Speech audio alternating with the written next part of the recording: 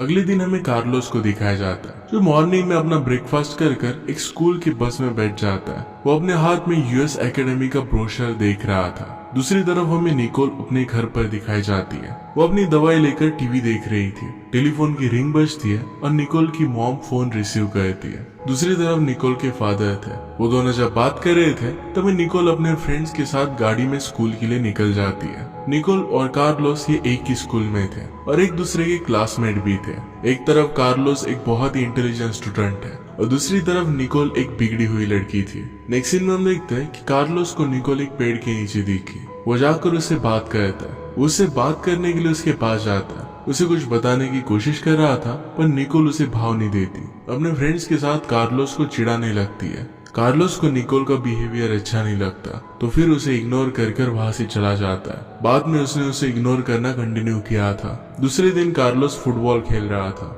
उसका मैच जब खत्म हो गया तो उसके पास निकोल आई।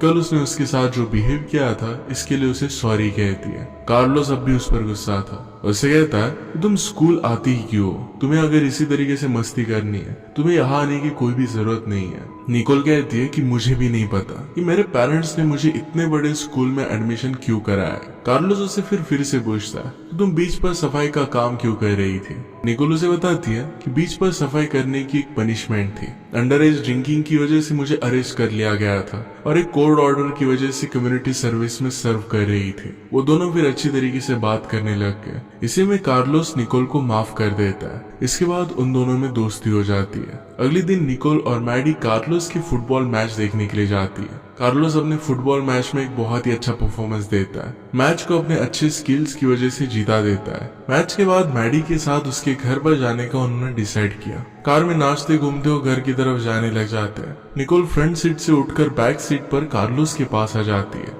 मैडी कार ड्राइव कर रही थी। निकोल फिर कार्लोस को कडल करते हुए चिक्स पर किस करने लगती है। इसी दौरान ड्राइव करते करते मैडी को भूख लगती है तो कार्लोस निकोल और मैडी को एक जगह लेकर जाता है। वहाँ पर ढेर सारे अच्छे फूड स्टॉल्स थे। मैगी और निकोल वहाँ पर भी अपना पागलपन और मस्तीगिरी शुरू कर देते। यहाँ निकोल को एक फूड ट्रक पर खाना बहुत अच्छा लगता है। मैडी को वॉशरूम जाना था, वहाँ पर फैसिलिटी नहीं थी तो एक सुनसान जगह पर वो जाने लगती है। निकोल को कार्लोस को किस करना था। उसकी करीब आके तो कार्लोस खुद निकोल को किस कर लेता है। कार्लोस फिर उन दोनों को अपने फ्रेंड्स के पास लेकर जाता है। वो बीच पर एक दूसरे के साथ बहुत ही अच्छे से टाइम स्पेंड करते हैं। उनके साथ कार्लोस का ब्रदर भी था जिसका नाम था हेक्टर। सभी लोग अपना इंट्रोडक्शन देते हैं तभी कार्लोस की मॉम बाहर आती है। उन्हें वो डांटने लग गए क्योंकि कार्लोस को ऐसे लड़कियों के साथ घूमना उसे अच्छा नहीं लगता था। मॉम की डांट का कार्लोस पर बहुत असर पड़ रहा था पर इन सारी बातों को नजरअंदाज कर देता है। वो अपने रूम में जाकर सोने की कोशिश करता है। दूसरे दिन निकोल स्कूल की प्रीमाइसेस में एक दूसरी अनजान लड़की के साथ टकरा जाती है। वो लड़की निकोल पर बहुत भड़क गई थी। निकोल उसे इग्नोर कर अपनी फोटोग्राफी क्लास में चली जाती है। वही लैब में कार्लोस भी आ जाता है। निकोल के पास जाने के बाद कार्लोस को एक फोटो दिखती है। ये फोटो कटी हुई थी। निकोल कार्लोस को बताती है कि यही मेरी दुनिया है। इस दुनिया में सिर्फ मेरी ही मर्जी चलती है। उसे फोटोग्राफी बहुत अच्छी लगती थी। उसने इस फोटोग्राफ को इसलिए फाड़ा था ताकि जिन लोगों की उसे अपनी लाइफ में जरूरत नहीं है उन्हें फोटो में भी नहीं चाहती।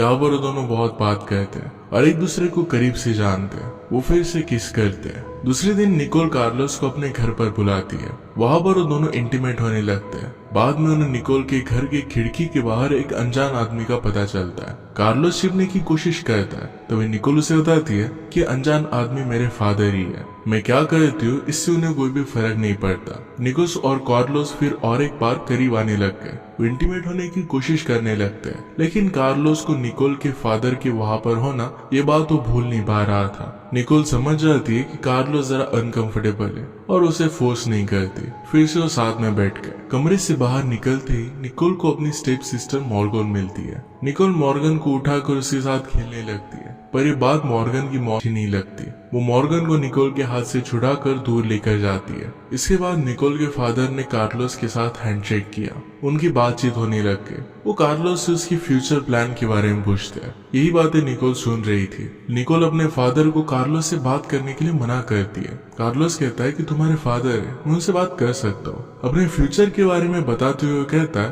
कि मुझे एयरफोर्स ज्वाइन करनी है। वो एक अच्छा पायलट बनना चाहता है। निकोल के फादर इस बात को सुनकर बहुत खुश होते हैं। इसके साथ वो निकोल को ताना मारते हैं कि कोई ना कोई तो अपने फ्यूचर के बारे में सोच रहा है, तुम्हें तो अपने फ्यूचर की कुछ पड़ी ही नहीं है। बात करते करते कार्लोस को पता चल जाता है कि जिनको उसने स्पॉन्सरशिप के लिए लेटर लिखा था ये और कोई नहीं तो निकोल के फादर ही थे। निकोल के फादर कार्लोस को अपना कॉन्टेक्ट कार्ड देते हैं और मीटिंग के लिए बुलाते हैं। निकोल और कार्लोस को एक डिनर के लिए भी उन्होंने इनवाइट किया। निकोल इस बात से गुस्सा हो गई थी, वो फिर वहां से चली जाती है। निकोल को ये भी पसंद नहीं आता कि कार्लोस ने उसके फादर के साथ बात की थी।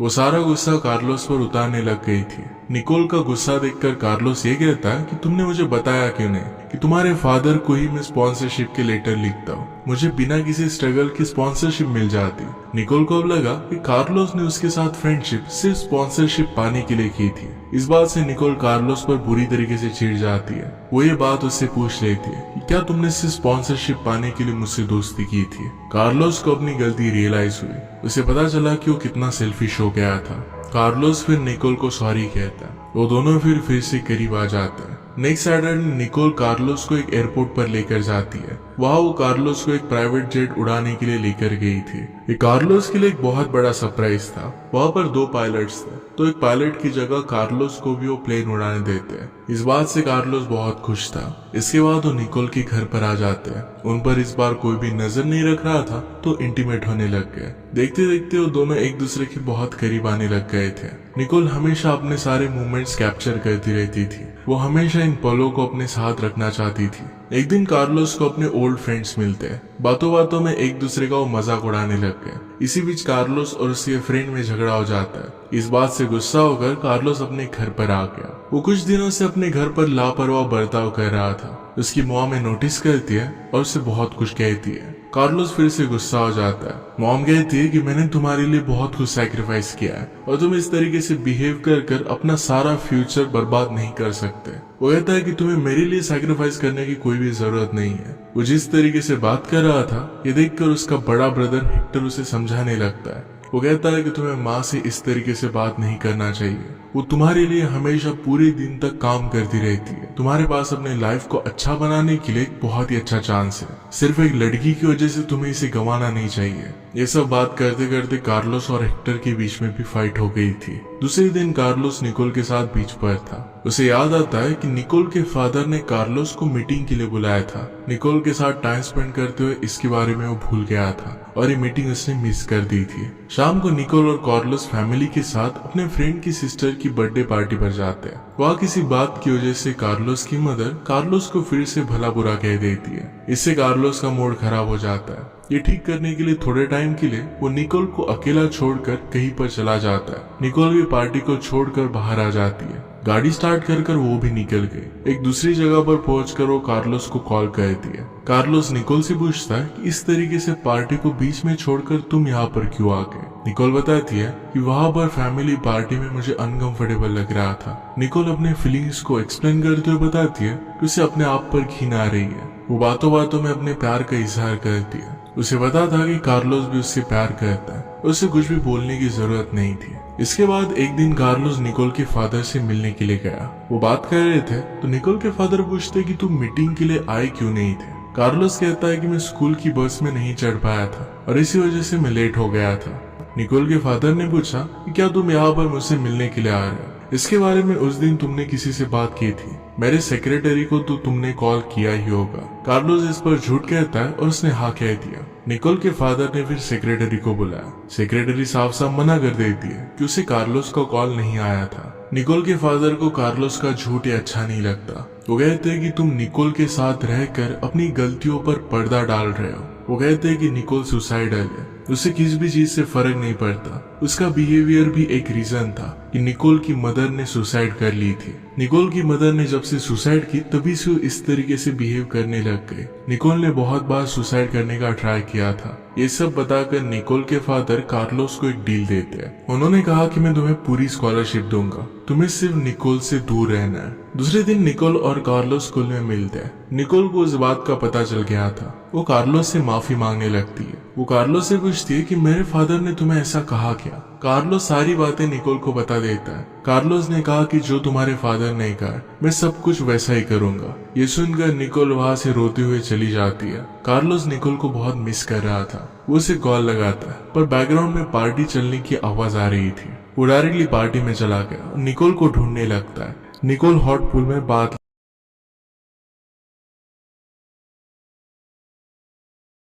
और एक दूसरे लड़के को किस कर रही थी।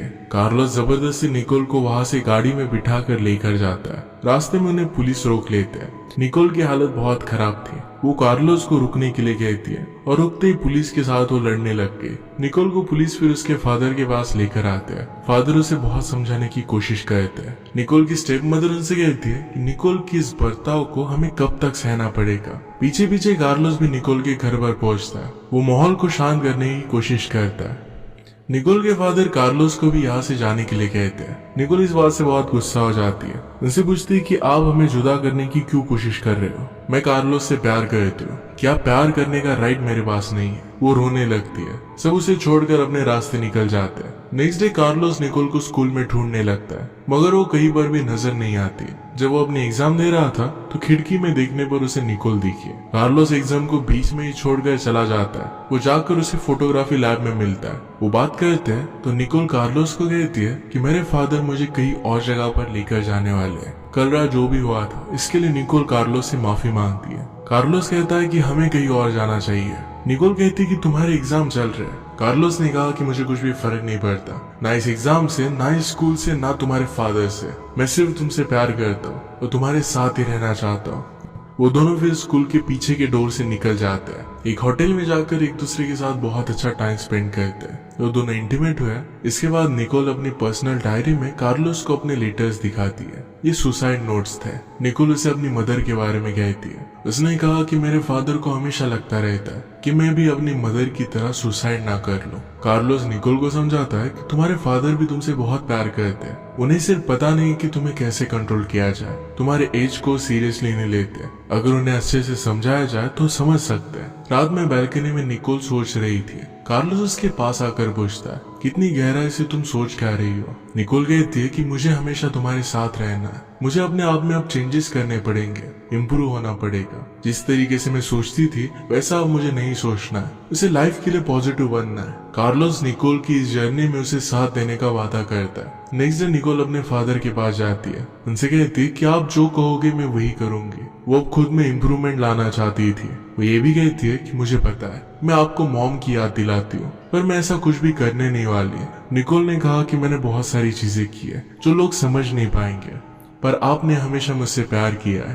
फादर ये सब बात सुनकर उसे गले लगा लेते हैं। फादर कहते हैं कि मुझे पता नहीं कि मैं तुम्हें इम्प्रूव कैसे कर सकता हूँ। वहां पर निकोल की स्टेप मॉम आके वो कहते हैं कि हमें किसी दूसरी जगह पर जाना चाहिए ताकि यहाँ की यादें निकोल को तकलीफ ना पहुंचाए। सब लोग घर के बाहर आ जाते हैं। दरवाजे के बाहर कार्लोस गाड़ी लेकर तैयार था। कार्लोस निकोल के फादर से कहता है कि मैं निकोल के पूरी तरीके से ख्याल रखने के लिए रेडी हूँ। मैं उसकी सारी खुशियों का ख्याल रखूंगा। निकोल के फादर कार्लोस के पास जाते हैं और कहते हैं कि शुक्रिया मेरी हर एक बात को मानने के लिए। इसका मतलब है निकोल को सुधारने के लिए निकोल के फादर और कार्लोस ने मिलकर प्लान किया था और अब निकोल खुद सुधरना चाहती थी। एंड में दिखाया जाता है कि निकोल ने काफी सारा इम्प्रूवमेंट किया था। कार्लोस भी एक अच्छा पायलट बन चुका था। निकोल और कार्लोस एक दूसरे के प्यार में बहुत खुश थे। इसी के साथ ये मूवी एंड हो जाती है। अगर आपको एक्सप्लेनेशन अच्छा लगता है तो प्लीज से लाइक और कमेंट जरूर कर दीजिएगा। मैं बहुत सारी मूवीज लेकर आता रहता हूँ तो प्लीज चैनल को सब्सक्राइब कर दीजिए और बेल नोटिफिकेशन आइकन दबाना मत भूलिएगा। हम फिर से